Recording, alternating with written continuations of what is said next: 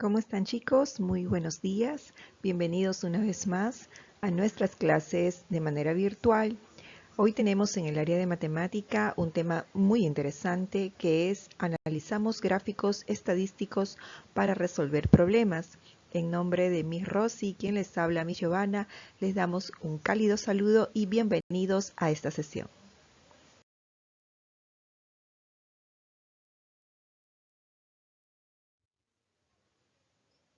La competencia que vamos a trabajar en esta oportunidad es resuelve problemas de gestión de datos e incertidumbre.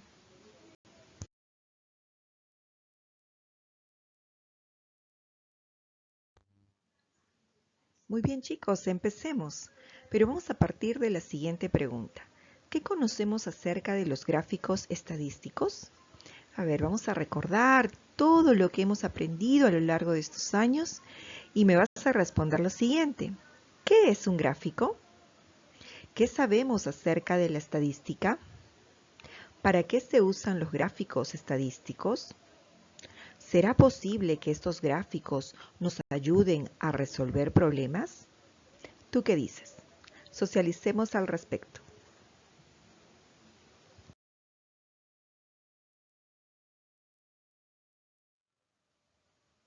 Iniciemos entonces recordando un poco qué son los gráficos estadísticos. Los datos numéricos obtenidos en un estudio estadístico pueden presentarse de forma visual a través de gráficas, lo que hace que sean más fácilmente comprensible. A este tipo de gráficas lo conocemos como gráficos estadísticos. Muy bien, chicos. Y existen muchos tipos. Quizás los más comunes y los que más hayas utilizado sean el diagrama de barras y el diagrama de líneas o polígono de frecuencias. El diagrama de barras, tanto en sus versiones con barras verticales como horizontales, hemos usado mucho desde los primeros grados. Hacer gráficos, chicos, es bastante sencillo si tenemos los datos organizados en tabla de frecuencias. Nunca olvidemos eso.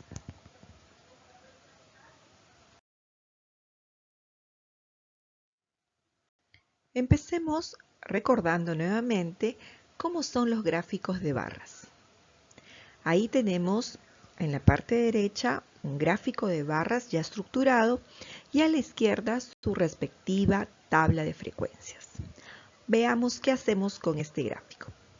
Hemos encuestado a 50 estudiantes del colegio sobre su deporte favorito.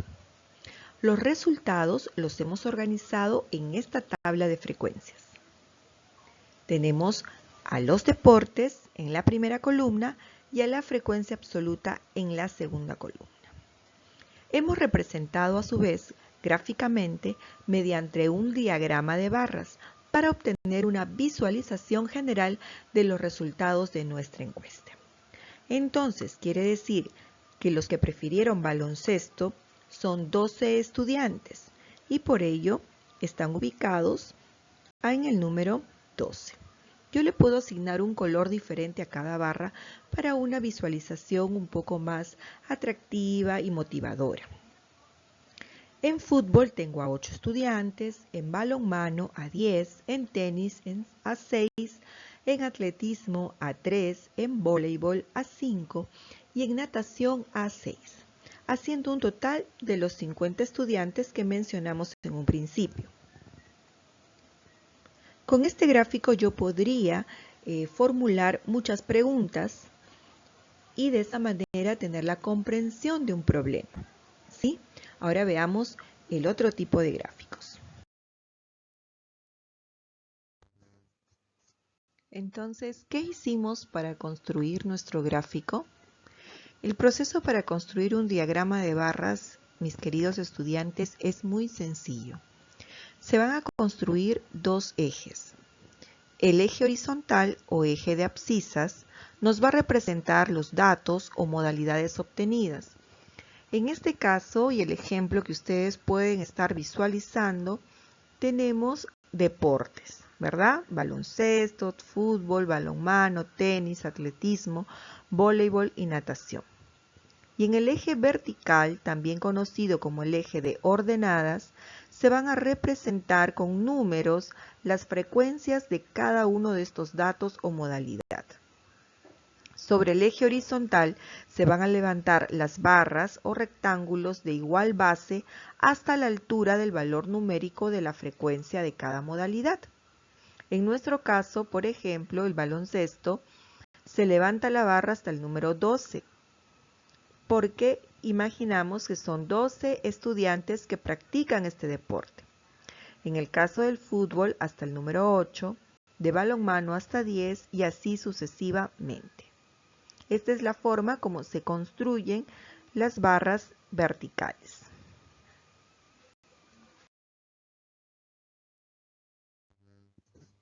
En segundo lugar tenemos al gráfico lineal o también conocido como gráfico poligonal. El proceso de organización de datos es muy similar al empleado en los gráficos de barras. Tenemos dos ejes, el eje horizontal y el eje vertical. En el eje horizontal, también conocido como el eje de las abscisas, se van a representar los datos, ¿ok? Y en el eje vertical, conocido también como el eje de las ordenadas, se representan los valores de cada dato si la variable es cuantitativa o la frecuencia de cada dato si la variable es cualitativa. Se trazan puntos o marcas que representen estos datos y se une cada uno de estos segmentos, formando de esa forma mi diagrama poligonal.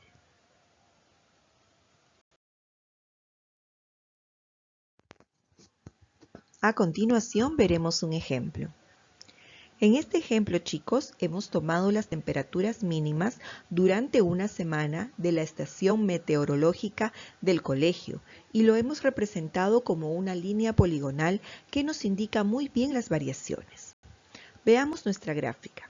En primer lugar, analicemos nuestra tabla de frecuencias, donde tenemos el registro de los días y el registro de las temperaturas alcanzadas para cada uno de esos días. Luego vemos en la gráfica cómo se han ordenado estos datos. En el eje horizontal tenemos a los días de la semana y en el eje vertical las temperaturas. Hemos puesto un punto, en este caso un triangulito, donde cada dato está siendo representado y hemos unido estos segmentos. Podríamos llegar a muchas conclusiones. Por ejemplo, ¿en qué día se estableció el máximo de temperatura? Y tendríamos al día miércoles. ¿Cuál de estos días registró la temperatura mínima? Y podríamos deducir que fue el día viernes. Y así podríamos seguir formulando muchas preguntas a partir del análisis de esta misma gráfica. Muy bien, chicos. Entonces, ¿podemos resolver problemas con estos gráficos? Claro que sí, ¿verdad? Hay que observar muy bien los gráficos, analizar los datos y esto es muy sencillo. A continuación, vamos a ejercitarnos. Bien, chicos, ahora vamos a ver algunos ejemplos y vamos a practicar estos problemas. Nuestro primer problema nos dice, ¿cuántas bicicletas más que Somos Bicis tiene Mundo Bicis? Este gráfico que me están presentando me refiere a empresas que venden bicicletas y la cantidad de ventas que ha obtenido cada una de ellas. Tenemos a Hair Bike, a Somos Bicis, a Mundo Bicis y a Ride Free. Sin embargo, mi atención solamente debe focalizarse en dos de ellas, en Somos Bicis y en Mundo Bicis, porque mi pregunta está en relación a los datos de estas dos empresas. Voy a observar cuántas ventas tuvo Somos Bicis. Muy bien, 12 bicicletas. Mientras que Mundo Bicis obtuvo 19 bicicletas. Volvamos a la pregunta. ¿Cuántas bicicletas más que Somos Bicis tiene Mundo Bicis? ¿Qué operación tendrías que hacer? A ver, pensemos. Muy bien, Tengo que hallar la diferencia entre las cantidades que obtuvieron estas dos empresas. Y si yo tengo que hallar la diferencia, ¿ante qué operación matemática estoy? Ante una resta. Excelente. Entonces, ¿cuántas bicicletas más que Somos Bicis tiene Mundo Bicis? Tu respuesta final me la das en vivo en nuestra reunión de Zoom. Continuemos con el siguiente problema.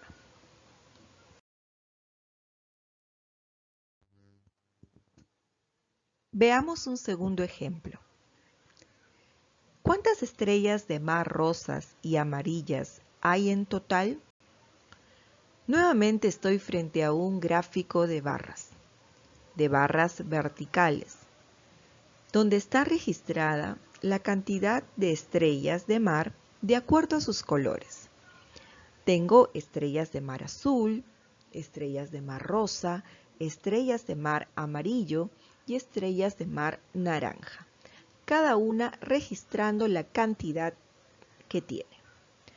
Pero nuevamente debo de focalizar mi atención y solamente en mi pregunta me piden que yo observe a las estrellas de mar rosa y a las estrellas de mar amarilla, porque me están pidiendo que yo halle el total. ¿Y qué debo hacer para hallar el total? ¿Qué operación matemática? A ver, pensemos. Muy bien, para hallar el total, para agrupar estas dos cantidades, yo estoy sumando. Muy bien, entonces, ¿cuántas estrellas de mar rosas tenemos? 7 estrellas, muy bien. ¿Y cuántas estrellas amarillas? 17, excelente. Entonces, ¿cuánto darán en total? Nuevamente tu respuesta la espero en vivo.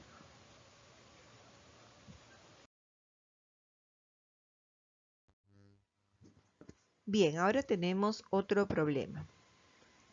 De igual forma, tenemos un gráfico de barras verticales. Y el problema nos dice así. Un pequeño cerdito está construyendo una casa. ¿Cuántos ladrillos más que piezas de paja necesita? Bien, veamos los materiales con los cuales el cerdito podría construir su casa. Tenemos piezas de paja, tenemos palos, tenemos ladrillos y tenemos las rocas. Y en nuestro eje vertical vamos a encontrar el número necesario, ¿no?, de este material. Pero mi pregunta me dice, ¿cuántos ladrillos más que piezas de paja necesita? Entonces yo voy a observar mi barra de ladrillos y mi barra de piezas de paja. Mi barra de ladrillos tiene 17, ¿verdad? Mientras que las piezas de paja son 4. Mi pregunta me dice, ¿cuántos ladrillos más que piezas de paja necesita? Entonces, ¿qué operación matemática voy a hacer? A ver, pensemos un poquito. Muy bien.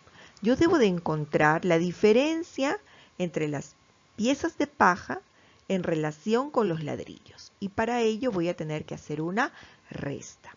Restar a la cantidad de ladrillos la cantidad de piezas de paja. Y la respuesta final es me la dicen en directo en nuestra clase de Zoom. Así que todos muy atentos, que ahí vamos a hacer las preguntitas del caso.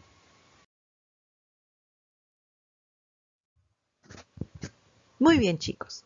Los problemas anteriores son bastante sencillos y han sido para calentar, ¿verdad? Ahora ya entramos a la fase 2 y vamos a ver cómo serían estos mismos gráficos estadísticos, pero con decimales. ¿Cómo crees que sería? El mecanismo de solución, queridos estudiantes, es el mismo. Lo único que va a variar son nuestras cantidades, que ya no van a estar fijadas como números enteros, sino como números decimales en una de las dos variables, y también que quizás la respuesta a mis preguntas me conlleve un poquito más de análisis. Vamos a ver este primer ejemplo. Tengo restaurantes y el costo por comida. ¿Ok? Cantidad de restaurantes y lo que ellos cobran en un promedio por las comidas que venden. Miremos cómo va cambiando este gráfico poligonal y vamos a analizar nuestras preguntas. La primera pregunta me indica, ¿cuántos restaurantes tienen un costo promedio de comida de 38 soles 50? Entonces, mi mirada va a ir a buscar el dato que me piden, 38 soles 50. ¿Ya lo viste?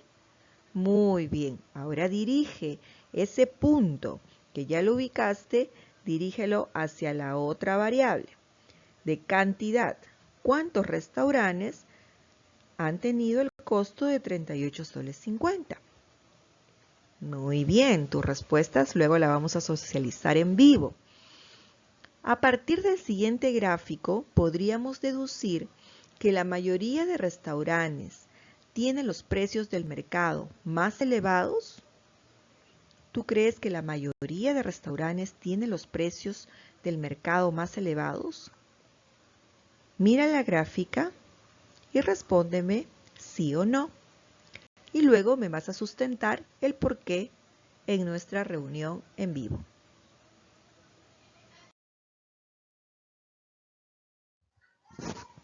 Aquí tenemos otro gráfico poligonal o polígono de frecuencias donde vamos a tener la concentración de cloro en piscinas.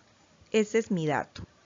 Y luego tengo la cantidad de piscinas, ¿verdad? En el eje vertical. Mi pregunta al problema es, ¿en cuántas piscinas la concentración de cloro fue de 16,8? ¿En cuántas piscinas?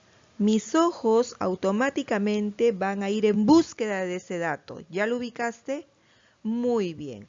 Ahora vamos a analizar y vamos a observar en cuántas piscinas hubo ese grado de concentración de cloro.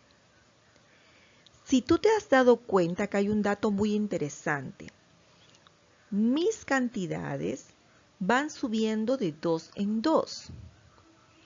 Quiere decir que no necesariamente mi dato va a encajar perfectamente en la ubicación de esas cantidades. Puede que encaje en medio de, pero si encaja en medio de 10 y 12, por ejemplo, ¿de qué número estaría hablando? Muy bien, del 11. Si encaja en medio de 6 y 8, de 7. Y si encaja en medio de 4 y 6, de 5. Muy bien, entonces a veces no está referido el dato literal, ¿no? Escrito, pero sí se deduce matemáticamente, ¿ya? Entonces ese es un dato también muy importante a tenerlo en cuenta.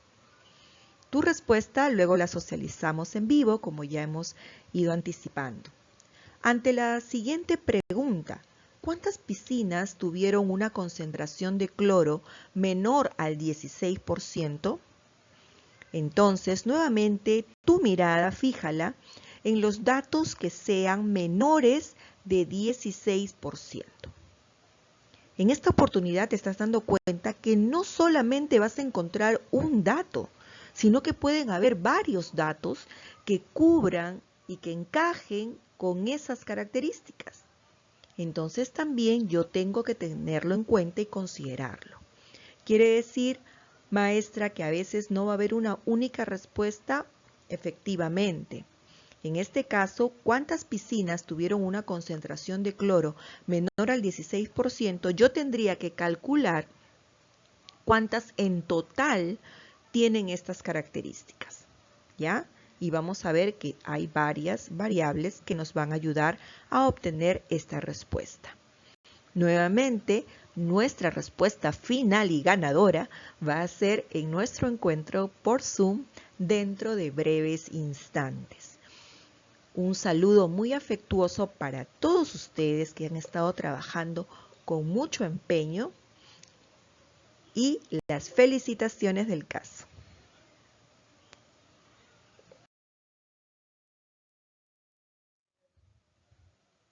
Felicitaciones a todos mis queridos estudiantes que han puesto muchísima atención y recordemos que después de nuestro encuentro en Zoom tienes que ingresar a la plataforma de CIE Web de nuestro colegio y revisar en tus clases de matemática los archivos adjuntos que hemos subido para fortalecer esta clase, ¿sí? Y nos vemos hasta la próxima. Chao.